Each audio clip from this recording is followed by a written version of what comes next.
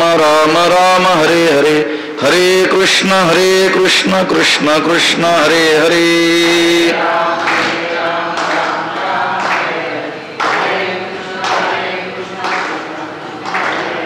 कुंडलिक वरदा हरी विठ्ठल श्री ज्ञानदेव तुकाराम.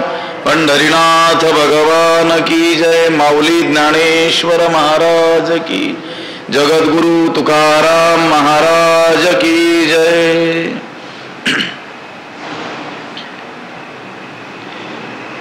आपूर्यमाणमचल प्रतिष्ठं समुद्रमाप प्रविशन्ति यद्वत् तद्वत् कामायं प्रविशन्ति सर्वे स शान्तिमाप्नोति न कामकामी.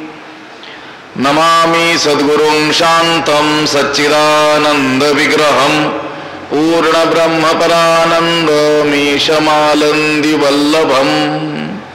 नमो सद्गुरु तुकया ज्ञानदीपा, नमो सद्गुरु सच्चिदानंद रूपा, नमो सद्गुरु भक्त कल्याण मूर्ती, नमो सद्गुरु भास्करा पूर्ण कीर्ती. अखंड मंडलाकारं व्याप्तं येन चराचरं तत्पदं दर्शितं येन तस्मै श्री गुरवे नमः. जयांची केली स्मरण होय सकळ विद्यांचे अधिकरण, तेची बंधू श्री चरण श्री गुरूंचे ते नमस्कारो नियाता. आपूर्यमाणमचल प्रतिष्ठं समुद्रमाप प्रविशन्ति यद्वत् तद्वत् कामायं प्रविशन्ति सर्वे स शान्तिमाप्नोति न कामकामी. ग्रंथराज ज्ञानेश्वरीच्या दुसऱ्या अध्यायाचं चिंतन आपण करतो आहोत आणि या दुसऱ्या अध्यायातील 70व्या क्रमांकाचा हा श्लोक आहे. ह्या श्लोकाचा अन्वय आणि अर्थ एकदा आपण पाहूयात. यद्वत् आपः आपूर्यमाणं अचल प्रतिष्ठं समुद्रं प्रविशन्ति तद्वत् सर्वे कामाः यं प्रविशन्ति सह शांतिम आपनोती कामकामी न. त्याचा अर्थ असा होतो यद्वत म्हणजे ज्याप्रमाणे, आपः आपूर्यमाणं अचल प्रतिष्ठं समुद्रं प्रविशन्ति, ज्याप्रमाणे नद्यांचं पाणी सर्व नद्यांच्या द्वारे चारी बाजूंनी भरल्या जाणाऱ्या आणि आपली मर्यादा न सोडणाऱ्या समुद्रामध्ये काय करतं, प्रवेश करतं. समुद्रामध्ये प्रवेश करतं. कोण प्रवेश करतं? पाणी प्रवेश करतं. कशामध्ये? समुद्रामध्ये. कशा समुद्रामध्ये? आपली मर्यादा न सोडणाऱ्या आणि चोहू बाजूंनी पाणी ज्यामध्ये भरलेला आहे अशा त्या समुद्रा भरल्या जाणाऱ्या आणि भरत असूनही आपली मर्यादा न सोडणाऱ्या त्या समुद्रामध्ये पाणी काय करतं? प्रवेश करतं. तद्वत सर्वे कामाः यं प्रविशन्ति, त्याप्रमाणे सर्व वैषयिक सुखे किंवा सर्व इच्छा ज्या पुरुषामध्ये काय करतात? प्रवेश करतात. म्हणजे कोणताही विकार उत्पन्न न करता ज्या पुरुषामध्ये प्रवेश करतात सहा शांती मापनोती, त्याला शांती प्राप्त होते, त्याला मोक्ष मिळतो. कामकामी न, भोग इच्छिणाऱ्याला म्हणजे विषयाभिलाषी पुरुषाला मिळत नाही. पाठीमाग 64वा जो श्लोक आहे त्या 64व्या श्लोकामध्ये सांगितलेला जो विषय आहे, रागद्वेष वियुक्तैस्तु विषयानिंद्रियैश्चरन् आत्मवश्यैर्विधेयात्मा प्रसादमधिगच्छति, तो आणखी स्पष्ट रीतीनं या श्लोकामध्ये भगवंताने दृष्टांताच्या द्वारे सांगितलेला आहे. मेघाच्या द्वारे पृथ्वीवर पडलेलं जे पाणी आहे ते नद्यांच्या द्वारे समुद्रामध्ये काय करतं, प्रवेश करतं. कसा समुद्र? आपली मर्यादा न सोडणारा आणि चारी बाजूंनी भरल्या जाणाऱ्या आणि भरत असूनही आपली मर्यादा न सोडणाऱ्या त्या समुद्रामध्ये ते मेघांच्या वर्षावाचं पाणी काय करतं, प्रवेश करतं. त्याप्रमाणे सर्व वैषयिक सुखे किंवा सर्व इच्छा ज्या निरीच्छ पुरुषामध्ये कोणताही विकार उत्पन्न न करता प्रवेश करतात त्याला शांती प्राप्त होते. विषयांची इच्छा करणाऱ्याला शांती प्राप्त होत नाही. कामकामी न विषयांची इच्छा, विषयाभिलाषी जो पुरुष आहे त्याला शांती प्राप्त होत नाही. आत्मनिष्ठ अशा पुरुषाला की जो विषय इच्छा रहित आहे, कोणत्याही विषयाची अभिलाषा ज्याच्या अंतःकरणात नाही आहे, अशा पुरुषाला जी शांती प्राप्त होते ती विषयाभिलाषी पुरुषाला प्राप्त होत नाही. पार्था आणि कही परी तो जाणो येईल अवधारी, जैसी अक्षोभता सागरी अखंडित. पार्था तो आणिकही परी जाणो येईल अवधारी, जैसी सागरी अक्षोभित अक्षोभता अखंडित. अर्जुना तो आणखीही एका प्रकाराने ओळखता येईल. ऐक, ज्याप्रमाणे समुद्राचा गंभीरपणा काय असतो, अखंडित असतो, समुद्राच्या ठिकाणी अखंड काय असते, शांतता असते. माग 69व्या श्लोकावर जे भाष्य केलं 2 ओव्यात, त्यात ती दुसरी ओवी आहे, तोची तो निरुपाधी. अर्जुना तो स्थिर बुद्धी, तोची जाणे निरवधी मुनीश्वर. आणि आता म्हणतात की आणखी काही प्रकाराने त्याला जाणता येईल.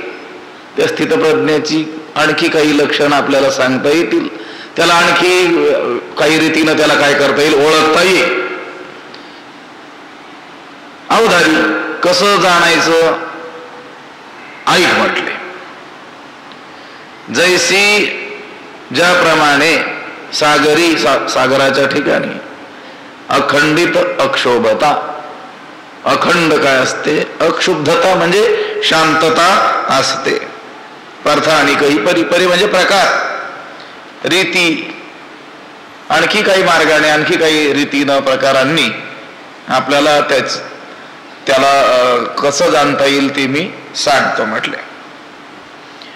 आणखी एक चिन्ह त्या स्थितप्रज्ञाला ओळखण्याचं, त्याचं लक्षण, त्याला ओळखण्याची खूण भगवंत सांगतात.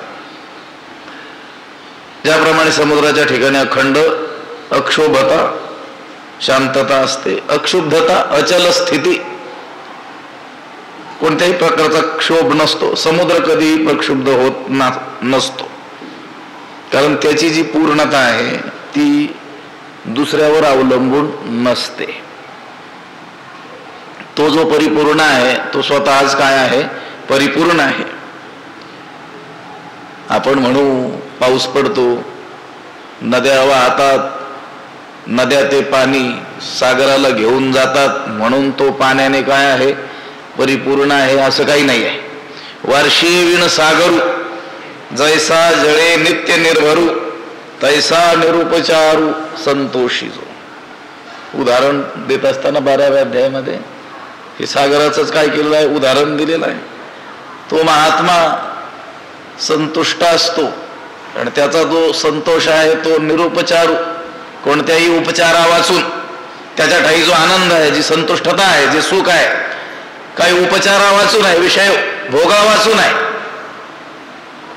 काही कारणां वाचून आहे, निरुपचारी. उपचार वाईट, आपल्याला देखील संतोष झाल्यासारखं होतं, सुख झाल्यासारखं होतं, परंतु आपल्या ठाई असलेला संतोष कसा आहे, उपचारू. त्याला काहीतरी निमित्त लागतं, काहीतरी घडावं लागतं, त्यावेळेस आपल्या ठाई काय होतो, संतोष थोडासा उत्पन्न झाल्यासारखा होतो.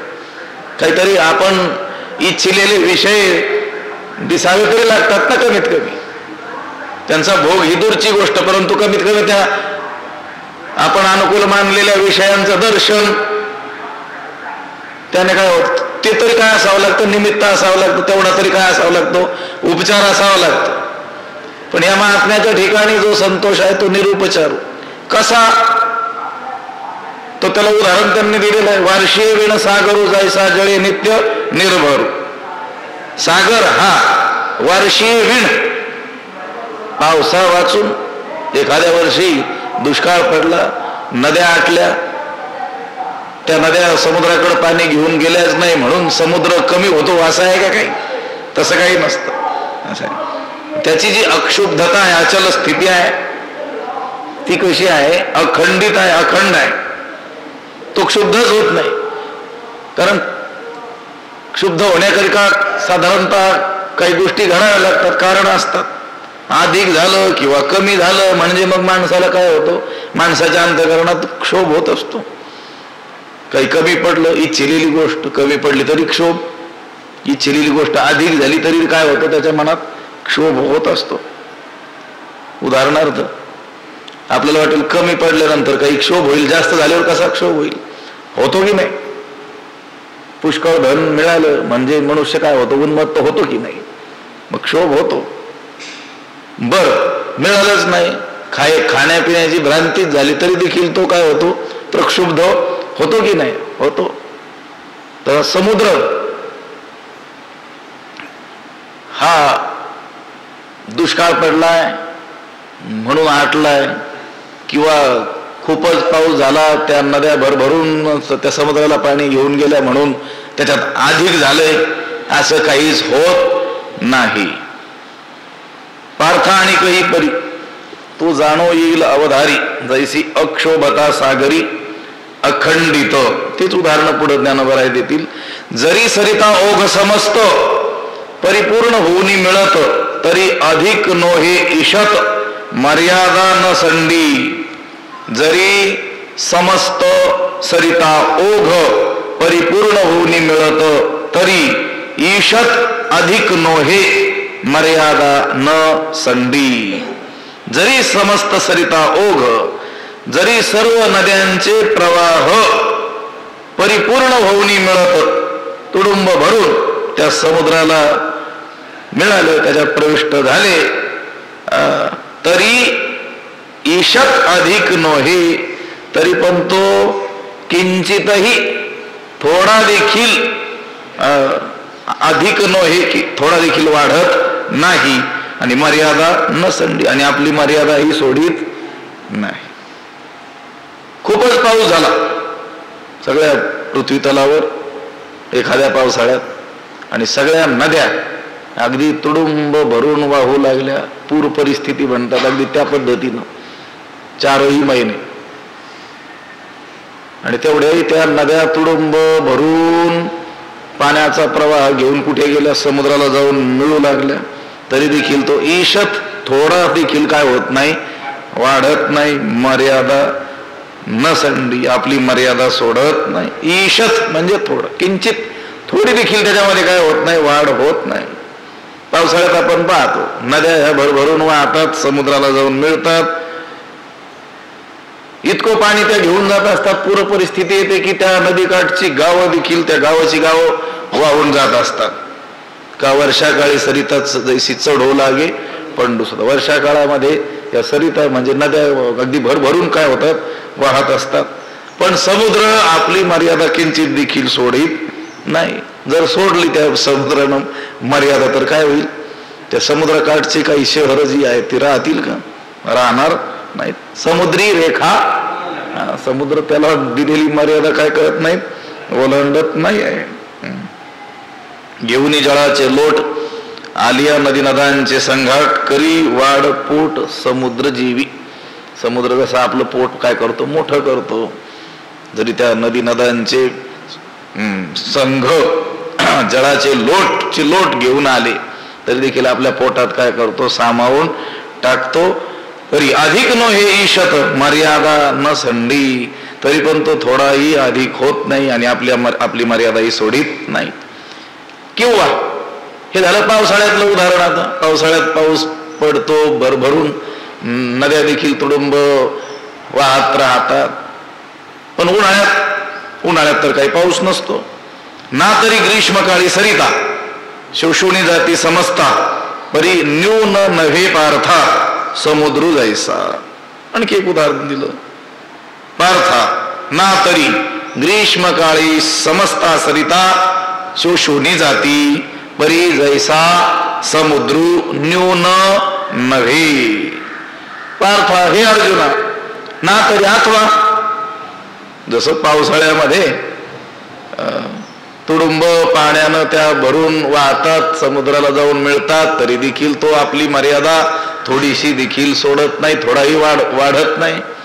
अथवा याच्या उलट ग्रीष्मकाळी उन्हाळ्यामध्ये समस्ता सरिता शोषुणी जाती, सर्व नद्या आटून जातात, परी जैसा समुद्र न्यून नव्हे. ज्याप्रमाणे समुद्र किंचितही कमी होत नाही ग्रीष्मकाळी उन्हाळ्यामध्ये. काही नद्या काय होतात उन्हाळ्यात आटतात, त्यांचं पाणी काही समुद्राला मिळत नाही, खंड पडतो. पण तरी देखील समुद्र एक तसूभरही काय होत नाही, कमी होत नाही. दोन उदाहरणं दिलेली आहे. कशासाठी? जैसी अक्षोभता सागरी अखंडित. हे सागराचं जे उदाहरण दिलं, तैसा प्राप्ती रिद्धी सिद्धी तयासी क्षोभू नाही बुद्धी आणि न पवता न बाधी अधृती तयाते. तैसा प्राप्ती रिद्धी सिद्धी. तैसा रिद्धी सिद्धी प्राप्ती तयासी बुद्धी क्षोभू नाही आणि न पवता अधृती तयाते न बाधी. तैसा रिद्धी सिद्धी प्राप्ती. तैसा त्याप्रमाणे त्या स्थित प्रज्ञाला रिद्धी सिद्धी प्राप्त झाल्या असतानाही तयासी बुद्धी क्षोभू नाही, त्याचं मन हर्षानं उचंबळून येत नाही. त्या स्थितप्रज्ञ पुरुषाला रिद्धी सिद्धीची प्राप्ती जरी झाली तरी त्याच्या बुद्धीला त्या हर्षाचा विकार प्राप्त होत नाही आहे. आणि न पवता न बाधी अधृती तयाते, आणि न पवता अधृती तयाते न बाधी. आणि त्या प्राप्त झाल्या नाहीत म्हणजे रिद्धी सिद्धी प्राप्त झाल्या नाहीत तरी अधृती तयाते न बाधी. अधृती अधैर्य त्याला बाधा करत नाही, त्याला घेरत नाही, त्याचं धैर्य खचत, त्याला अधैर्याची बाधा होत नाही. तैसा प्राप्ती रिद्धी सिद्धी. त्या स्थितप्रज्ञ पुरुषामध्ये अखंड अक्षुब्धता कशी असते हे सागराच्या उदाहरणानं ज्ञानोबरायांनी सांगितलेलं आहे. पावसाळ्यामध्ये प्रचंड पाण्याचे लोट घेऊन त्या नद्या समुद्राला मिळतात, पण तो थोडा देखील वाढत नाही, आपली मर्यादा सोडत नाही. आणि ग्रीष्मकाळी उन्हाळ्याच्या दिवसात काही नद्या तर आटूनच जातात, त्यावेळेस तो न्यून नव्हे कमी देखील होत नाही. रिद्धीचं लक्षण आहे.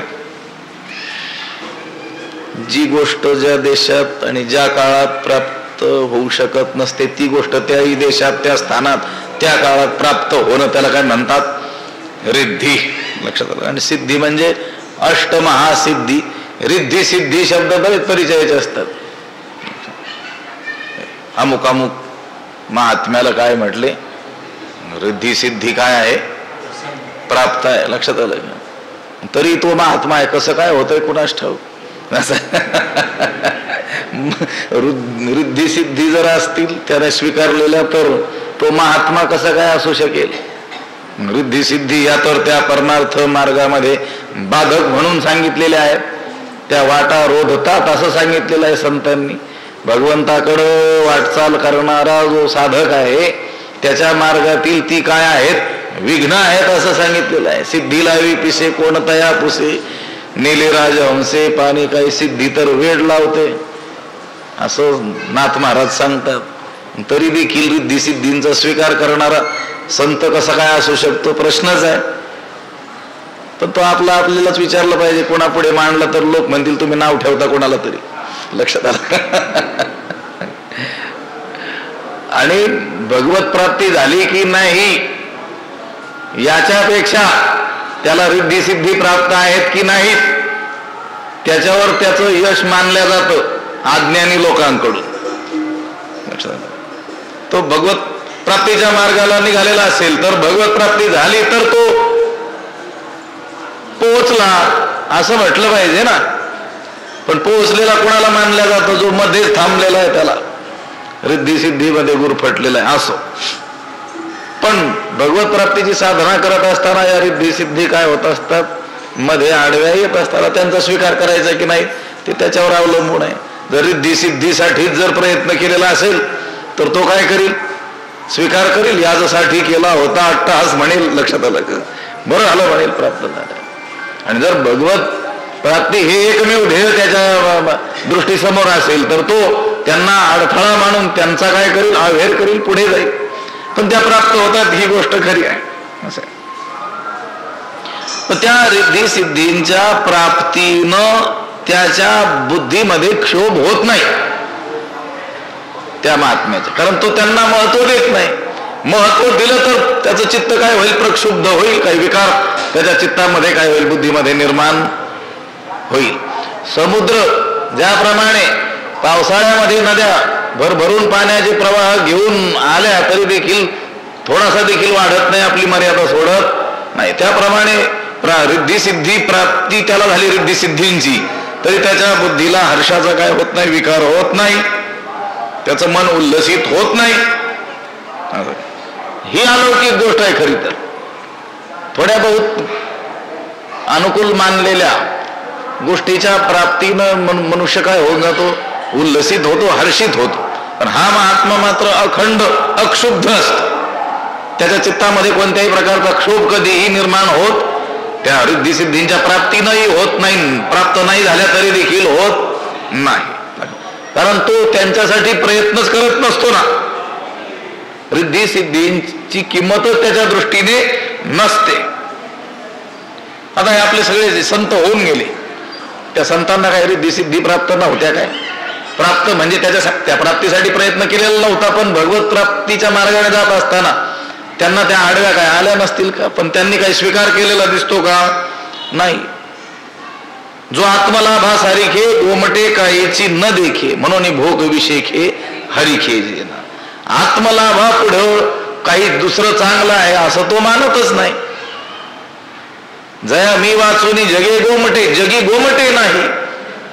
भगवंत म्हणतात जो मजची एका लागी कर्मे वाहत असे अंगी जया मी वाचुनी जगी गोमटे नाही. मत कर्म कृन त्या पदावर भाषा आहे. देवालाच काय मानतो? तो गोमट मानतो. आत्मलाभालाच काय मानतो? गोमट मानतो. आत्मलाभासारखं गोमट दुसऱ्या कशालाच तो मानत नाही आहे, म्हणून तो त्या रिद्धी सिद्धींच्या ह्याच्यामध्ये फसत नाही. आता त्या रिद्धी सिद्धी प्राप्तीसाठी काही लोकांना प्रयत्न करावा लागतो. तुकोबाराय तर म्हणतात त्या धुंडीती हरिभक्ता. हरिभक्तांना धुंडत धुंडत त्या महासिद्धी किंवा रिद्धी सिद्धी ज्याला म्हणतात ते येत असतात. अष्टमहासिद्धी ओळंगती द्वारी, दारामध्ये तिष्ठत असतात. आमचा काय करा? स्वीकार करा म्हणून. रिद्धी सिद्धी सुखे हानितल्या लाता. ते काय करतात? त्या रिद्धी सिद्धी त्या सुखावर काय करत असतात? लात मारत असतात. रिद्धी सिद्धी द्वारी कर जोडूनी तिष्ठती. त्यांच्या दारामध्ये हात जोडून त्या रिद्धी सिद्धी काय असतात? उभ्या असतात. पण अशा रिद्धी सिद्धी प्राप्त झाल्या तरी देखील त्यांच्या बुद्धीला क्षोभ होत नाही. त्यांची बुद्धी क्षुब्ध होत नाही. त्यांचं मन हर्षाने उचंबळून जात नाही. आणि न पवता न बाधिया धृती तयाते. आणि त्या स्थितप्रज्ञाला त्या रिद्धी सिद्धींची प्राप्ती झाली नाही तरी देखील त्याला अधैर्याची बाधा होत नाही. अधृती, अधैर्य, अस्थैर्य. रिद्धी सिद्धी प्राप्त झाल्या नाही तर त्याचं मन उदासीनही होत नाही, कारण रिद्धी सिद्धींच्या द्वारे प्राप्त होणारा जो आनंद आहे तो दोषयुक्त आहे. क्षय अतिशय दोषानं युक्त असलेला तो आनंद आहे. आणि परमानंदापुढे तो आनंद कसा आहे, तुच्छ आहे हे त्याने काय केलेलं असतं, जाणलेलं असतं. रिद्धी सिद्धी निधी अवघीच उपाधी, ह्या उपाध्या आहेत सर्व. आणि तो कशाची इच्छा करत असतो, उपाधी वेगळे तुम्ही निर्विकार, काहीच संसार तुम्हा नाही ऐसे मज करून ठेवा नारायण. उपाधी रहित होण्यासाठी तो प्रयत्नशील आहे. आणि या सर्व काय आहेत, उपाध्या आहेत. म्हणून त्या प्राप्त झाल्या काय किंवा नाही झाल्या काय, त्याच्या मनामध्ये कोणत्याही रीतीनं क्षोभ निर्माण होत नाही. कारण त्या रिद्धी सिद्धींचं मूळ त्याच्या दृष्टीनं नसतं. सांगे सूर्याच्या घरी प्रकाशू काय वातीवेरी, का न लविजे तरी अंधारी कोंडेल तो. सांगे सूर्याच्या घरी प्रकाशू वातीवेरी काय, की न लविजे तरी तो अंधारी कोंडेल. सांगे, सांग बरे. सूर्याच्या घरी प्रकाशू वातीवेरी काय, सूर्याच्या घरी प्रकाश उजेड वातीनं होत असतो काय. त्या सूर्याच्या घरी प्रकाश निर्माण करण्याकरिता त्या सूर्याला वात आणावी लागते, दिवा आणावा लागतो, तेल आणावं लागतं, मग काडीपिटी आणावी लागते, मग ती वात प्रज्वलित करावी लागते, मग त्याला प्रकाश प्राप्त होतो. असा आहे का कुणाला, सूर्याला. आपल्या घरी मात्र आपल्याला ते सगळं आणावं लागेल. आपल्या घरी जो प्रकाश आहे तो वातीविरीच आहे.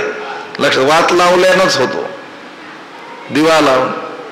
सांगे सूर्याच्या घरी प्रकाशू काय वातीविरी, सूर्याच्या घरी उजेड हा दिव्याकरवी होतो काय, दिव्याच्या वातीनं होत असतो का. का न लावीजे तरी अंधारी कोंडेल तो. आणि दिवा लावला नाही तर तो सूर्य अंधारात कोंडेल काय. दिवा लावला तर त्या सूर्याच्या घरी प्रकाश, आणि दिवा लावला नाही तर त्या सूर्याच्या घरी प्रकाश नाही. असं आहे का वातीविरी. ती वात लावल्यानं दिव्याच्या वातीवर त्याचा प्रकाश अवलंबून आहे का, नाही. उलट त्या सूर्याला कधी अंधाराचं काय होत नसतंय, दर्शनच होत नसतं. अंधार म्हणून काय गोष्ट आहे ही त्याला ठाऊकच नसते. बर, मग सूर्य अंधकारा लागी रिगो का भलते सुरंगी, परी तो तयाच्या भागी नाहीची जैसा. तो शोधायला गेला, काय शोधायला, अंधाराला. तो म्हटला असं इकडं शहरात काय सापडणार नाही अंधार, म्हणून कुठेतरी गुफेमध्ये काय करू, शोधू. भलते सुरंगी, त्या सुरंगामध्ये शोधायला गेला. कोण शोधायला गेला, सूर्य. काय शोधायला गेला, अंधार. परी तो तयाच्या भागी नाही, पण त्याच्या भाग्यात आहे का. अंधकाराचं दर्शन त्या सूर्याच्या भाग्यात नाही, म्हणजे त्याच्या दृष्टीनं अंधारच नाही आहे. न जोडे अंधारू रवी जैसा, त्या रवीला, त्या सूर्याला अंधाराचं कधी काय होत नाही, दर्शन होऊ शकत नाही. ना तरी अंधकाराची वाणी सूर्य जैसा न देखे स्वप्नी. गाणं बरं. सूर्य झोपला, त्याला स्वप्न पडलं, त्या स्वप्नात सुद्धा त्याला अंधार पाहायला मिळत नाही. असा तो जो सूर्य आहे त्याच्या घरी जो प्रकाश जर करायचा असेल तर तो काय वातीविरी, वात लावल्याने होत असतो का. आणि वात लावली नाही तरी अंधारी कोंडेल तो. दिवा लावला नाही, वात लावली नाही तर तो सूर्य अंधारात कोंडेल का, कोंडणार नाही. हा दृष्टांत दिला कशासाठी, देखे रिद्धी सिद्धी तया परी, आली गेली से न करी, तो विगुंतला असे अंतरी महासुखी. हे उदाहरण कशासाठी दिलं होतं, सूर्याच्या घरी जो प्रकाश तो काय वात लावल्याने होतो का, आणि वात लावली नाही तर मग तो काय अंधारात कोंडल्या जाईल का. हे उदाहरण कशासाठी दिलं, त्या महात्म्यासाठी दिलं. तो अंतरी महासुखी विगुंतला असे, तो अंतकरणामध्ये महासुखात काय झालेला आहे, घडवून गेलेला आहे. असा तो असल्यामुळं रिद्धी सिद्धी आल्या काय गेल्या काय त्याचं स्मरणही त्याला असत नाही. देखे रिद्धी सिद्धी तया परी, आली गेली से न करी. देखे तया परी रिद्धी सिद्धी, आली गेली से न करी, तो अंतरी महासुखी विगुंतला असे. देखे, पहा, तयापरी, त्याप्रमाणे त्या उदाहरणाप्रमाणे सूर्याच्या घरी वात लावली तरच प्रकाश होईल आणि वात लावली नाही तर अंधारात तो कोंडेल काय. ह्या उदाहरणाप्रमाणे रिद्धी सिद्धी आली गेली से न करी. रिद्धी सिद्धी आल्या काय आणि गेल्या काय याची त्याला से म्हणजे स्मरण म्हणजे आठवणही असत नाही. कारण तो अंतरी महासुखी विगुंतला असे. तो अंतःकरणामध्ये महासुखामध्ये आत्म्याच्या आत्मसुखामध्ये काय झालेला आहे निमग्न झालेला असतो. देखी रिद्धी सिद्धी तयापरी आली गेली से न करी. त्या रिद्धी सिद्धी आल्या काय आणि गेल्या काय त्याचं त्याला काय नसतं स्मरणही नसतं. कारण तो अंतःकरणामध्ये महासुखात घडून गेलेला असतो. विगुंतला म्हणजे मग्न झालेला आहे निमग्न झालेला आहे महासुखामध्ये. म्हणजे सर्वश्रेष्ठ असलं सुख ब्रह्मसुख ज्याला म्हणतात त्या सुखामध्ये तो काय झालेला आहे घडून गेलेला आहे. त्याच्या ठिकाणी किंवा त्याच्या दृष्टीनं त्या रिद्धी सिद्धींची किंमत का नसते त्याचं कारण या ठिकाणी सांगितलेलं आहे. रिद्धी सिद्धींची किंमत त्याला जो अंतःकरणामध्ये महासुखात निमग्न झालेला नाही आहे. आत्मसुख म्हणून ब्रह्मसुख म्हणून परमात्मसुख म्हणून काय आहे याची ज्याला जाणीव नाही ज्ञान नाही आहे तोच त्या रिद्धी सिद्धींना काय देईल महत्व देईल. हा महात्मा त्या रिद्धी सिद्धींना कोणत्याही प्रकारचं महत्व देतच नाही. का कारण तो आत्मसुखाने काय आहे परिपूर्ण आहे. हे पहा तो बाहेर का येत नाही. ए प्रतितीची या माझ घरी तया निश्चयाची ओवरी निज आली म्हणून बाहेरी नव्हेची से. तो आत्मसुखाची अनुभूती सर्व काळ घेत असल्यामुळं त्याला हे बाहेर विषय सेवन करण्याची आवश्यकताच पडत नाही. महासुखी तो विगुंतला असे अंतरी महासुखी. महासुख परमात्मा सुख त्या उपनिषदामध्ये या सुखाची मीमांसा केलेली आहे. असं कल्पना यावी म्हणून सांगितलेलं आहे. ते सुख किती असलं पाहिजे लक्षात आलं. युवा स्यात् साधू युवाध्यायकः आशिष्टो दृढिष्टो बलिष्ठः तस्येयं पृथिवीं सर्वां वित्तस्य पूर्णा स्यात् स एको मानुषानंदः. तो कसा असला पाहिजे म्हटले युवक तरुण निरोगी सुंदर आणि त्यानं लौकिक विद्या संपादन केलेली आशिष्टो दृढिष्टो बलिष्ठा आशावादी दृढ बलवान. आणि अशा त्या तरुणाला सर्व पृथ्वीचं एक छत्री राज्य त्याला दिलं. बरं ती पृथ्वी कशी दुष्काळ पडलेली नाही. सर्व वित्तस्य पूर्णा स्यात् सर्व प्रकारचे वित्त जिच्यामध्ये परिपूर्ण आहेत असं त्याला त्या पृथ्वीचा एक छत्री सम्राट केलं तर त्याला जो आनंद प्राप्त होईल त्याला म्हणतात एक मानुष आनंद. असे 100 मानुष आनंद जर एकत्र केले तर म्हणतात एक मानुष गंधर्वाचा आनंद होतो. लक्षात आलं का. आणि असे वाढत वाढत वाढत वाढत गेलं की मग सांगितलं हा ब्रह्मांड. ती देखील कशासाठी कल्पना येण्याकरिता. तसं तर ब्रह्मसुखाचं गणित मांडता येत नाही आहे पण तिथं उपनिषदामध्ये अशी मीमांसा केलेली आपल्याला आढळून येते. मग तो आनंद किती मोठा असेल. मग त्या आनंदापुढे हे नित्यानंदापुढे आनंद तो कोण. तो नित्यानंदाचा अनुभव घेतो त्याच्या पुढे ह्या विषय सुख बाई बापुडे ते क्षीण. हे विषय सुख कसं आहे बापुड आहे क्षय अतिशय दोषाने काय आहेत युक्त आहे. कसाही विषय असला दिव्य अगदी त्या स्वर्ग लोकांतरातील दिव्य विषय म्हणून जे वर्णन केलेले आहेत ते जरी विषय प्राप्त झाले तरी त्याचा कधी ना कधी काय आहे क्षय आहे त्याचा नाश आहे. तिथं भुक्त्वा स्वर्गलोकम विशालम स्वर्गलोकम दिव्य स्वर्ग लोकातील ते विषय उपभोगायला मिळाले पुण्याच्या बळानं.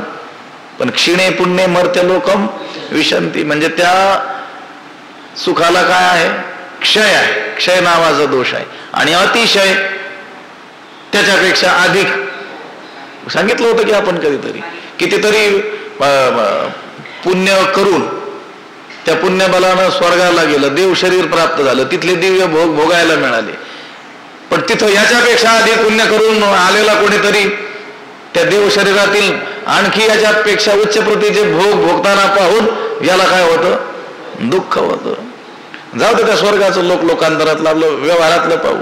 एखादा 25 लाखाच्या गाडीमध्ये बसून चालला, त्याला ओव्हरटेक करून गाडी जाते 35 लाखाची, त्याला त्या 25 लाखाच्या गाडीचा आनंद नाही होत.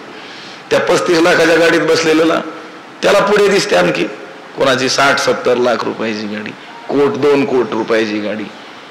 त्याची सगळी सुख आहेत ही क्षय आणि अतिशय दोषाने काय आहेत, युक्त आहेत. पण हा जो नित्यानंदाचा अनुभव घेतो आहे हे महासुख आहे. आणि त्या महासुखामध्ये तो काय झालेला आहे, गढून झालेला, निमग्न झालेला आहे. म्हणून त्याच्या दृष्टीनं त्याला त्या रिद्धी सिद्धींची काही किंमत नाही आहे. त्या आल्या काय आणि गेल्या काय. यायच्या असतील तर येतील, नसल्या यायच्या तर नाही येणार, किंवा आलेल्या असतील तर जायच्या असतील तर जातील. ते एक श्लोक मला स्मरत नाही आहे. यती धर्म संग्रह नावाच्या एका ग्रंथामध्ये तो श्लोक आलेला. आम्ही तिथं राहत होतो, तिथे एका कपाटावर लिहून ठेवलेला होता. म्हणजे संन्यासी महात्म्याने कसं राहिलं पाहिजे. आगच्छ गच्छ तिष्ठेती असं काहीतरी त्याच्यामध्ये पद आहेत. म्हणजे कोणी त्याने कुणाला या या या असंही म्हणायचं नाही, थांबावं असंही म्हणायचं नाही, जा असंही म्हणायचं नाही. आले या, थांबले थांबा, जायचं असेल जा, असं त्या यती धर्मसंग्रह. म्हणजे संन्याशानं कसं वागावं याच्यासाठी. नाही तर फोन करून का हो बरेच दिवस झाले तुम्ही भेटलेच नाही, करमतच नाही, मरायला संन्यासी झाला का तू. लक्षात म्हणजे असता संघ सांगितली असलेला संघ काय केला त्यांनी, टाकून दिलेला. आणि नसलेला काय केला, आणखी संघ वाढवला. संबंध शब्द आहे की नाही, बंध शब्दाला पुन्हा सम उपसर्ग लागले का, चांगल्या प्रकारचा बंध म्हणजे संबंध. आपण जर एखाद्याला म्हटलं तुम्ही बंधनात आहात तर त्या साधूला राग येईल. मला बंधनात म्हणतो मी साधू असून, पण वेगळा शब्द प्रयोग करायचा. आपले फार फार फार मोठे संबंध आहेत. हा जो महात्मा आहे अंतकरणामध्ये महासुखात सर्व काळ निमग्न असल्यामुळं त्याला त्या रिद्धी सिद्धींचं किंचितही त्याच्या दृष्टीनं मोल नाही. देखी रिद्धी सिद्धी तयापरी आली गेली से न करी, तो विगुंतला असे अंतरी महासुखी. आणि मग त्या आपल्या संपन्नतेनं, त्या सुखाच्या संपन्नतेनं तो या गोष्टींना काय करतो, तुच्छ लेखत असतो. जो आपुलेने नागरपणे इंद्रभुवना ते पाबळे म्हणे, तो केवी रंजे पाली म्हणे भिल्लांचेनी. जो आपुलेने नागरपणे इंद्रभुवना ते पाबळे म्हणे, तो भिल्लांचेनी पाली म्हणे रंजे केवी. उदाहरण दिली त्याच्यासाठी. जो आपुलेने नागरपणे, जो आपल्या ऐश्वर्यापुढं इंद्रभुवना ते पाबळे म्हणे, त्या इंद्रभुवनाला सुद्धा काय समजतो, हलकं समजतो, तुच्छ समजतो. त्याच्याकडं एवढी संपन्नता आहे की त्या संपन्नतेपुढं, त्या ऐश्वर्यापुढं, त्या इंद्रभुवनाला देखील तो काय म्हणतो, हलका आहे, छोटा आहे. असा जो कोणी, तो केवी रंजे पाली वणे भिल्लांचेनी, तो भिल्लांचेनी पाली वणे रंजे केवी. तो भिल्लांच्या त्या खोपट्यावर रमेल कसा, त्या भिल्लांच्या पालापाचोळ्यांनी बनवलेल्या झोपडीने कसा रमेल. जो आपल्या ऐश्वर्याने त्या इंद्राच्या घराला सुद्धा हे लहान आहे, तुच्छ आहे असं म्हणतो, तो म्हणेल का ही झोपडी मला झाली पाहिजे काही करू. कोणाची, त्या भिल्लाची, पालापाचोळ्याची. आपुलेने नागरपणे, आपल्या नागरपणानं, ऐश्वर्यानं, सुंदरपणानं, सुसंस्कृतपणामुळं, मोठेपणामुळं इंद्रभुवनाला सुद्धा तुच्छ लेखतो, एकदम हलकं लेखतो. लक्षात आलं का. तो या भिल्लांच्या झोपडीनं रमेल काय, झोपडीत रमेल काय नाही. ज्ञानीपुरुष आपल्या आत्मनंदामध्ये कसा निमग्न असतो हे या दृष्टांताने काय केलेलं आहे, सांगितलेलं आहे. आता इंद्रभुवन ही काही सामान्य गोष्ट आहे का. त्या ज्ञानोबरायांनी वर्णन केल्याप्रमाणे त्या स्वर्गामध्ये काय काय असतं तिथं वर्णन केलं की जेथ महासिद्धीची भांडारे, अमृताची कोठारे, जी गावी खिल्लारे कामधेनू. एवढ्या सगळ्या वस्तू मुबलक प्रमाणात कुठे आहेत, त्या इंद्रभुवनामध्ये आहेत. त्या इंद्रभुवनाला सुद्धा आपल्या ऐश्वर्यापुढे जो तुच्छ लेखतो, असा ऐश्वर्य संपन्न असलेला कोणी त्या भिल्लांच्या झोपडीत त्याचं मन रमेल काय, गुंतेल काय. यातून काय सांगायचं, तो आत्मसुखामध्ये एवढा निमग्न आहे, त्याच्या दृष्टीनं ही रिद्धी सिद्धींची सुख म्हणजे अतिशय काय आहेत, तुच्छ आहेत, लेखनीयच नाही आहेत. अजून एक उदाहरण दिलं, जो अमृतासी ठी ठेवी तो जैसा कांजी न सेवी तैसा स्वसुखानुभवी न भोगी रिद्धी. जो अमृतासी ठी ठेवी तो जैसा कांजी न सेवी तैसा स्वसुखानुभवी रिद्धी न भोगी. जो अमृतासी ठी ठेवी, जो अमृताला नावे ठेवतो, अमृताला सुद्धा काय ठेवतो, नाव ठेवतो, तो जैसा कांजी न सेवी, तो जसा पेज पीत नाही. भातावरची पेज, भाताचं पाणी शिजवून केलेलं पाणी, ते त्याला गोड वाटेल का कोणाला? जो अमृताला सुद्धा काय म्हणतो, हे जरा फिकं आहे म्हणतो, अमृत तुल्य नाही. अमृत प्रत्यक्ष, त्या अमृताला सुद्धा जो नावे ठेवतो, तो ज्याप्रमाणे भातावरची पेज पीत नाही तैसा स्वसुखानुभवी रिद्धी न भोगी. त्याप्रमाणे आत्मानंदाचा अनुभव घेणारा जो पुरुष आहे, हा स्थितप्रज्ञ पुरुष, तो रिद्धी न भोगी विषय समृद्धीचा ऐहिक वैभवाचा उपभोग घेत नाही. जो अमृतासी ठी ठेवी, ठी म्हणजे दोष, नाव ठेवतो, निंदा करतो. अमृताला, अमृत हा सिद्ध रस आहे, सर्व रसांचा अंतर्भाव त्याच्यामध्ये होतो ना. तरी अमृत रसास्वादनी रस सकळ असा सिद्ध रस असलेलं जे अमृत, त्याला देखील जो नाव ठेवतो, त्याची चव देखील जो काय म्हणतो फिकी आहे असं म्हणतो, तो ज्याप्रमाणे भातावरची पेज पीत नाही, त्याप्रमाणे स्थितप्रज्ञ पुरुष या विषय समृद्धीचा भोग घेत नाही. न भोगी रिद्धी.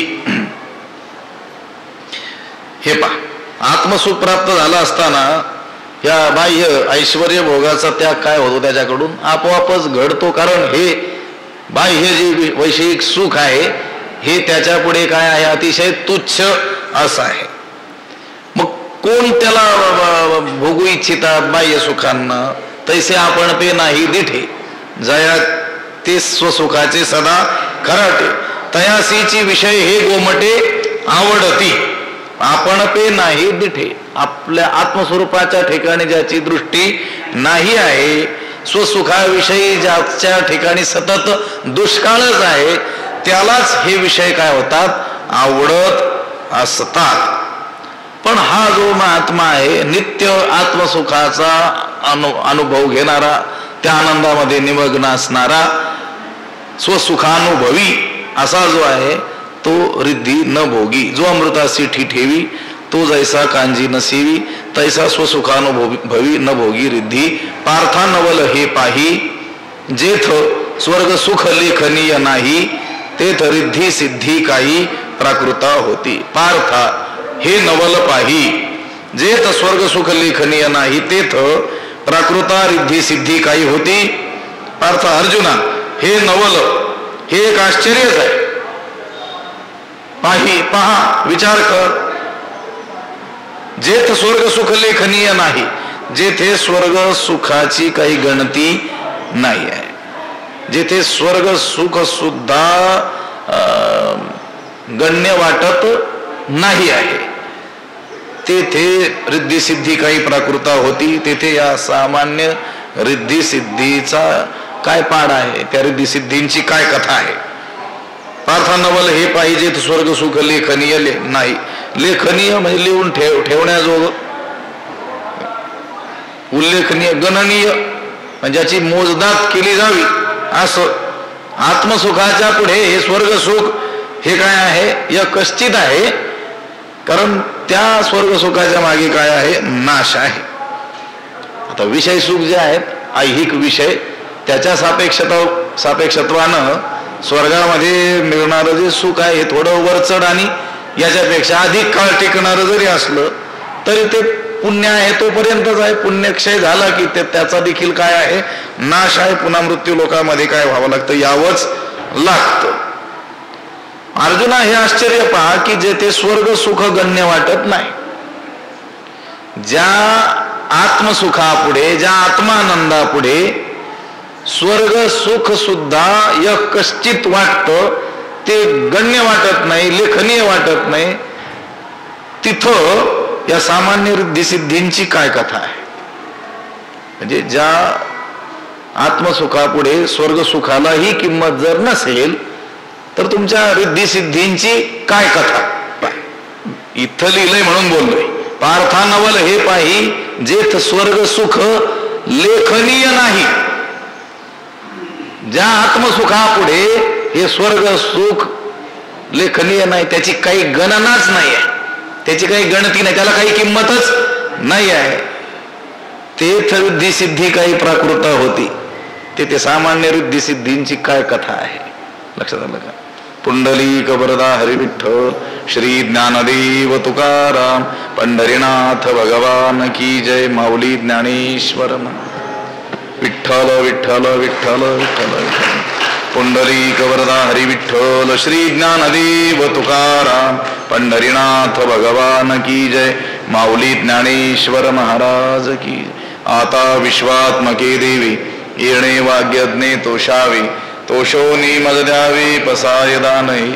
जे खळांची व्यंकटी सांडो, तया सत्कर्मी रती वाढो. भूता परस्परे पडो मैत्र जीवांचे, दुरितांचे तिमिर जावो. विश्वस्वधर्म सूर्ये पाहो, जो जे वांछील तो तेला हो. प्राणीजात वर्षत सकळ मंगळी, ईश्वर निष्ठांची मांदियाळी. अनवरत भूमंडळी भेटतू भूता, चला कल्पतरूंचे आरव. चेतना चिंतामणीचे गाव, बोलते जे अर्णव पियुषांचे. चंद्रमे जे अलांछन, मार्तंड जे तापहीन. ते सर्वाही सदा सज्जन सोयरे होतू. किंबहुना सर्व सुखी पूर्ण होवणी तिही लोकी. भजिजो आदि पुरुखी अखंडित, आणि ग्रंथोपजीवी विशेषी लोकी ये. दृष्टादृष्ट विजय होवावेजी. एथ म्हणे श्री विश्वेश्वरावो, हा होईल दान पसाव. येणे वरे ज्ञानदेवो सुखिया झाला, येणे वरे ज्ञानदेवो सुखिया झाला, येणे वरे ज्ञानदेवो सुखिया झाला. पुंडलिक वरदा हरी विठ्ठल, श्री ज्ञानदेव तुकाराम, पंढरीनाथ भगवान की जय. माऊली ज्ञानेश्वर. जगद्गुरु तुकाराम महाराज, शांती ब्रह्म एकनाथ महाराज, सद्गुरु बंशी महाराज की, सद्गुरु जोग महाराज की जय.